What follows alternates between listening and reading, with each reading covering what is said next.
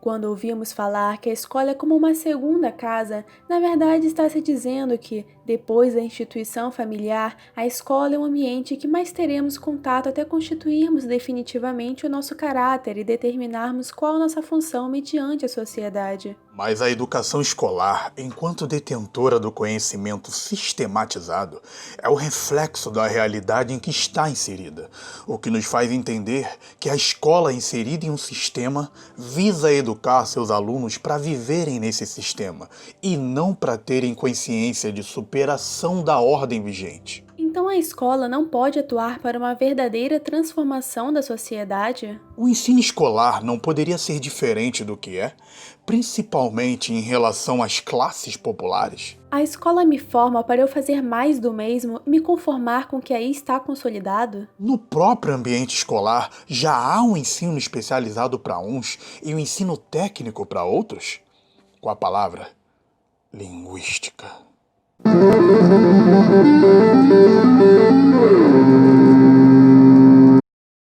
A escola desempenha um papel determinante na reprodução das relações de produção capitalista, uma vez que ela é burocraticamente articulada e organizada para centralmente formar e especializar conforme as necessidades do capital.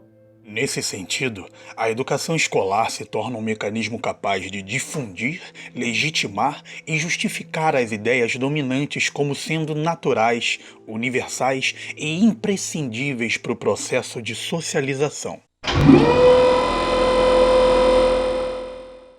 Numa análise acerca da educação escolar e a linguagem por ela prestigiada, o que gera discussões em virtude das variedades linguísticas, relacionando esses fenômenos a questões históricas, culturais, sociais e principalmente ideológicas, podemos compreender as contradições a partir das relações dialéticas existentes entre eles. A dialética, na perspectiva do materialismo histórico-dialético, se refere à ideia de que todo e qualquer fenômeno só pode ser compreendido a partir de sua ligação à totalidade concreta e histórica, não podendo se dissociar dessa totalidade. Ou seja, o objeto de estudo é analisado considerando as contradições que estimulam uma estrutura social polarizada, em que surgem tensões cada vez maiores que promovem confronto político e se desemboca na luta de classes. O que, na perspectiva de Milroy, equivale dizer que o estabelecimento da ideia de uma variedade padrão, a difusão de conhecimento desta variedade, sua codificação em compêndios gramaticais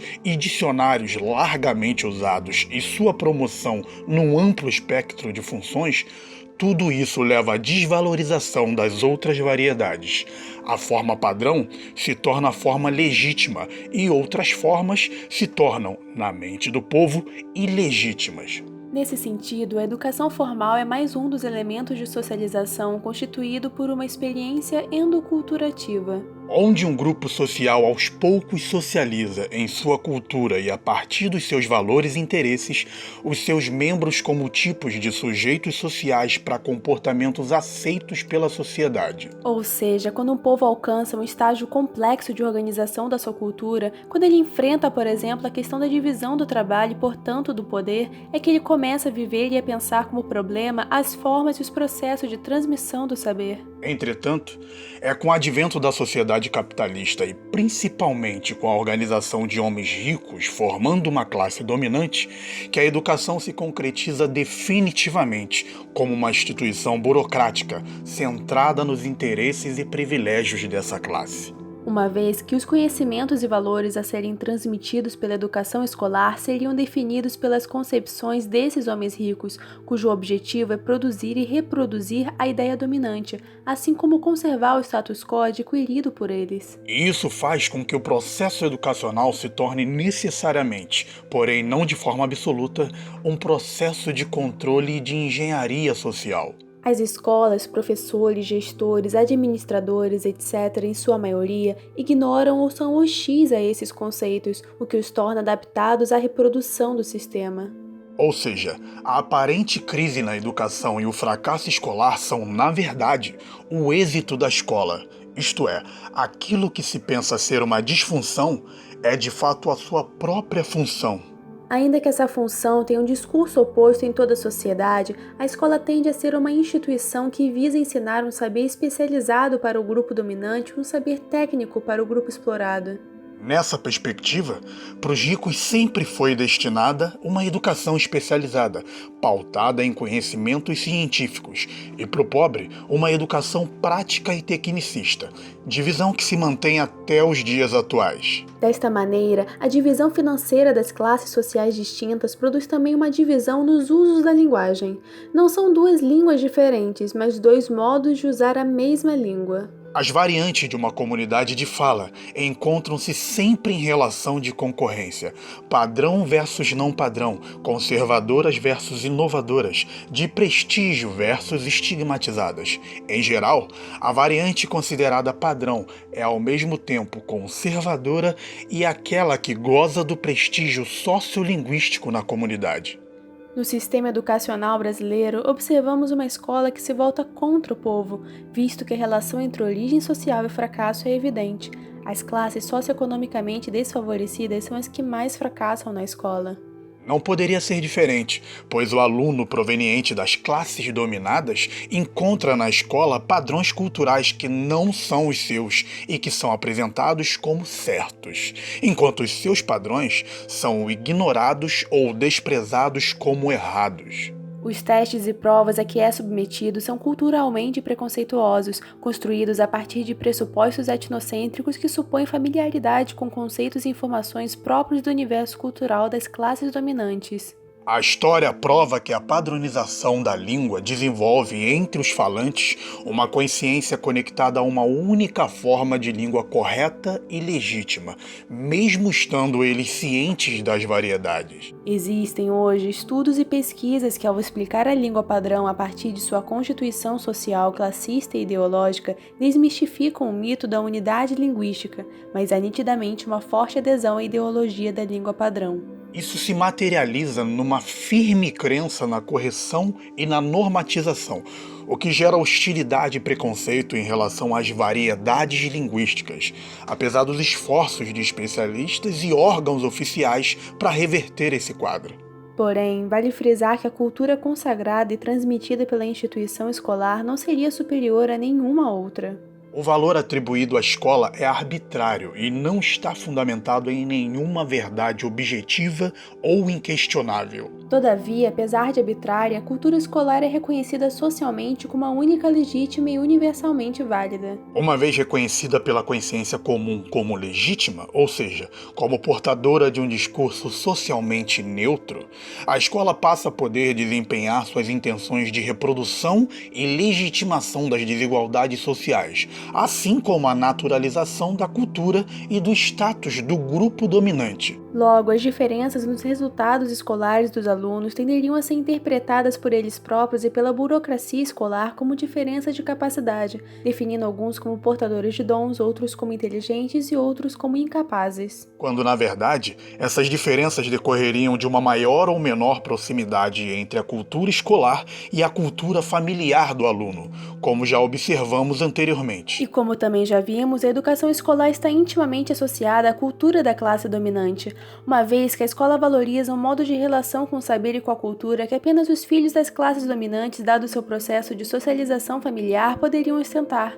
Valorizar-se aí uma desenvoltura intelectual, uma elegância verbal, uma familiaridade com a língua e com a cultura legítima que, por definição, não poderiam ser adquiridos completamente pela aprendizagem escolar.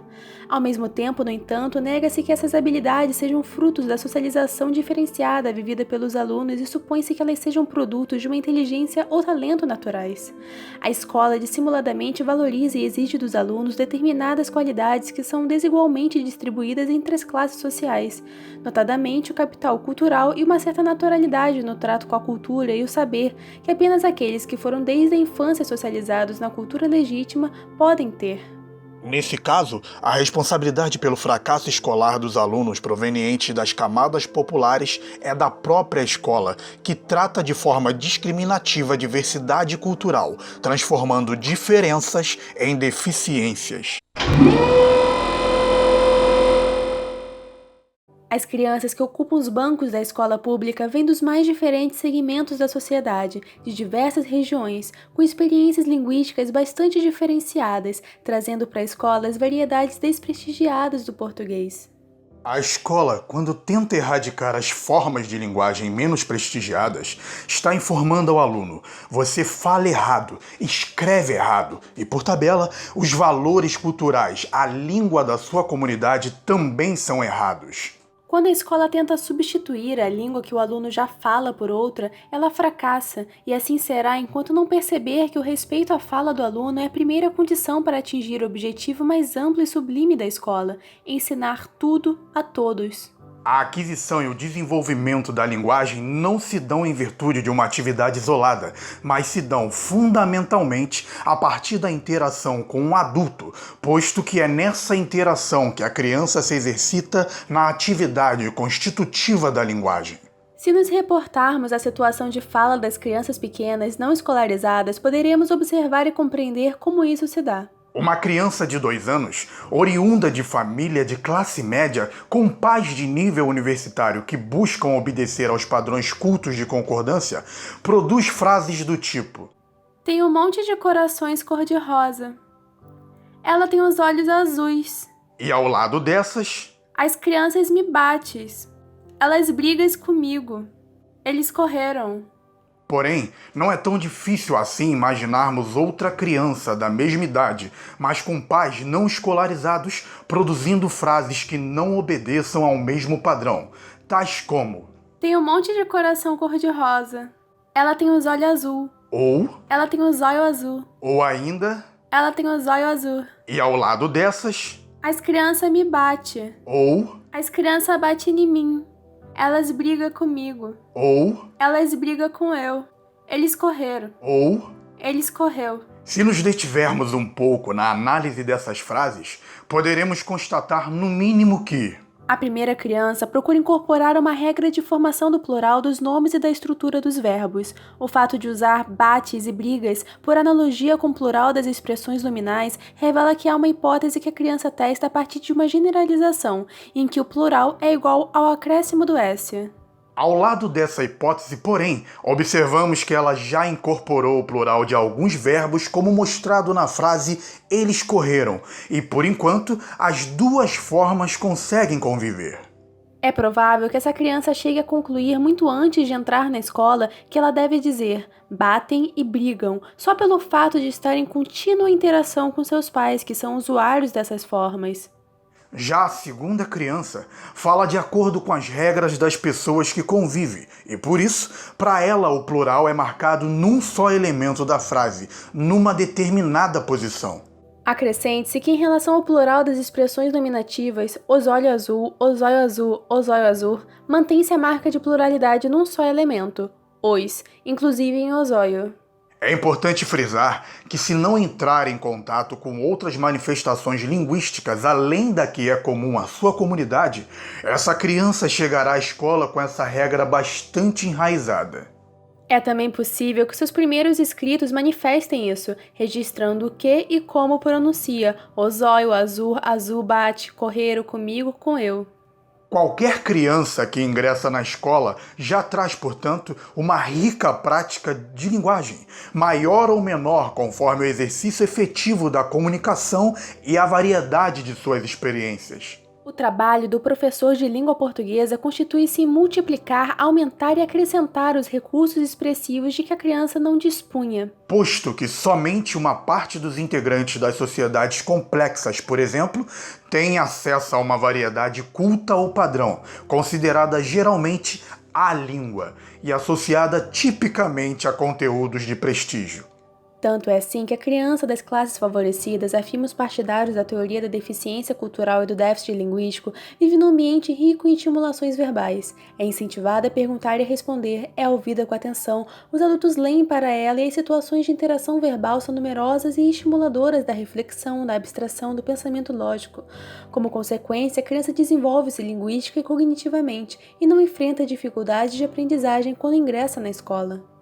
Portanto, uma escola consciente de seu papel político na luta contra as desigualdades sociais e econômicas assume a função de proporcionar às camadas populares, através de um ensino eficiente, a aquisição dos conhecimentos e habilidades que as instrumentalizem para conquistarem amplas condições de participação cultural e política e de reivindicação social. A associação entre uma determinada variedade linguística e a escrita é o resultado histórico indireto de oposições entre grupos sociais que eram e são usuários das diferentes variedades. Com o domínio político e econômico de certo grupo, sua variedade é estabilizada com a escrita. Essa associação desencadeia um processo de legitimação de uma norma, ou seja, um mecanismo não linguístico fornece dignidade a uma ordem de natureza política, tornando-a reconhecida e aceita. As línguas europeias, por exemplo, começaram a ser associadas à escrita dentro de ambientes restritos de poder. Cortes de imperadores, reis, príncipes e bispos. O uso jurídico das variedades linguísticas também foi fundamental para determinar uma forma escrita padrão. Foi dessa maneira que o falar de l'Île-de-France passou a ser a língua francesa, assim como a variedade usada pela nobreza da Saxônica passou a ser a língua alemã. O entendimento de que a diferenciação política é um elemento fundamental para favorecer a diferenciação linguística, na realidade, se dá não apenas internamente numa sociedade, mas também externamente, na relação entre diferentes idiomas. O francês, por exemplo, já ocupou a mais alta posição na escala de valores internacionais, mas perdeu espaço para o inglês com o domínio econômico e social dos Estados Unidos da América no cenário mundial. Em praticamente toda a sociedade humana, os grupos dominantes da comunidade, os grupos detentores dos bens políticos e econômicos e da cultura prestigiada, acreditam que são também os detentores de uma língua mais correta, mais bonita, mais cultivada. Fica claro dessa forma que ao longo da história, a linguagem sempre foi um meio de segregação, segmentação de discursos, diferenciação e criação de identidades. Na realidade, o hábito de criar uma identidade e muitas vezes promover a exclusão por meio da linguagem data praticamente da mesma época em que surgiu a escrita. Ao analisar a história da própria linguística, pode-se sugerir que essa necessidade humana de diferenciação seja considerada até mesmo como um dos fatores para o início dos estudos linguísticos. Nesse contexto, é importante ressaltar que a perspectiva da linguagem como neutra é bastante interessante para os detentores da variação linguística dominante. O código aceito oficialmente pelo poder é apontado como neutro e superior e acaba considerado como algo central, até mesmo na identidade nacional. Afinal, se a linguagem for vista como social apenas devido ao seu uso na sociedade, não faz sentido imaginar qualquer tipo de dominação por meio de escolhas de variação linguística. Em sociedades que os meios de comunicação exercem enorme influência na cosmovisão, a alfabetização tende a ser sempre considerada como algo positivo. Dessa forma, a reação mais frequente em relação à escrita é a de credibilidade e aceitação à crítica. Simplesmente pelo fato de estar escrito, e não apenas falado. Com isso, tornam-se mais fáceis manipulações e formas de controle e exclusão. E é aí que a alfabetização pura e simples, sem qualquer estímulo a reflexões, torna-se um instrumento de domínio.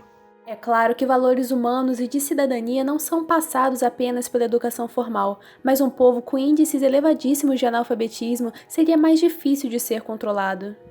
Este é o padrão típico de desenvolvimento que observamos desde o Egito até a China, ao tempo em que a escrita apareceu pela primeira vez. Parece ter favorecido a exploração dos seres humanos mais do que sua iluminação. Minha hipótese, se correta, nos obrigaria a reconhecer o fato de que a função primária da comunicação escrita não haja sido suficiente para consolidar o conhecimento. Ela foi talvez indispensável para fortalecer a dominação. A luta contra o analfabetismo está então em relação com o crescimento de autoridade dos governos sobre os cidadãos. Todos têm que ser capazes de ler, de forma que o governo possa dizer: a ignorância da lei não é desculpa. Em termos linguísticos, especialmente, a educação acaba por servir praticamente apenas para separar aqueles capazes de reproduzir uma variedade culta em seus processos comunicativos. Os falantes urbanos mais escolarizados e de maior poder aquisitivo usam essas diferenças para demarcar as fronteiras entre quem fala certo e quem fala errado, usando os fenômenos linguísticos para definir, de fato, os limites da ascensão social, que fica imaginariamente reservada aos que estão do lado de cá do terreno do bem-falar. Realiza-se assim o que talvez seja o tipo mais sutil e eficiente de dominação. Aquela de que chega ao ponto de convencer os dominados de que sua variedade linguística é pobre e feia, e que o melhor seria utilizar o idioma à imagem e semelhança de como fazem os dominadores. A concepção ideológica de que a escola, como um fator de mobilidade social, é o principal ou mesmo o único meio de acesso a postos de trabalho mais cobiçados, contribuiu para que os próprios detentores de competências linguísticas estigmatizadas cooperassem para a destruição do seu instrumento de expressão em favor da norma culta, e no intuito mais ou menos explícito de ampliar o valor desta dita norma culta tanto no âmbito escolar quanto social. A prova disso é que no Brasil o preconceito linguístico é tão disseminado e está tão interiorizado nas pessoas, se manifestando até contra si mesmo, que ouvimos a todo instante expressões como "eu não entendo português" ou "eu não sei falar certo". Quando a escola centraliza o ensino na gramática, reforça o preconceito e a ideia de que o português é uma língua muito difícil, que apenas alguns são capazes de compreendê-la e utilizá-la corretamente. É a ideologia dominante se saindo vitoriosa, fazendo pensar que uns são superiores e outros são inferiores. Genner diz que a gramática normativa escrita é um resto de épocas em que as organizações dos estados eram explicitamente ou declaradamente autoritárias ou centralizadas. Houve algo que é característico das ideologias, a seguinte inversão da realidade histórica. As gramáticas foram escritas para descreverem e fixarem como padrão as manifestações linguísticas usadas espontaneamente pelos escritores considerados dignos de admiração em uma determinada época. Porém, a partir de dado momento, essas gramáticas passaram a ser um mecanismo ideológico de poder e de controle de uma classe social dominante sobre as outras. O que significa dizer que a língua passou a ser subordinada à gramática normativa, ao invés de a gramática normativa representar a língua da sociedade atual. A solução para se combater o preconceito linguístico hoje, segundo Bagno e Perini, seria escrever em termos claros e precisos uma nova gramática da norma culta, que fosse concebida como uma disciplina viva, em revisão e constante elaboração. Com objetivos didáticos que servisse de ferramenta útil para professores, alunos e falantes em geral, bem diferente das gramáticas normativas tradicionais que consideram erradamente como culta uma modalidade de língua que não é culta, mas sim cultuada. Ao se deparar com reportagens, entrevistas ou com amigos e conhecidos em que alguém não fale dentro do padrão, você diz que seu ouvido doeu por causa do erro? Para você, todos deveriam falar do mesmo jeito? Isso não seria preconceito linguístico?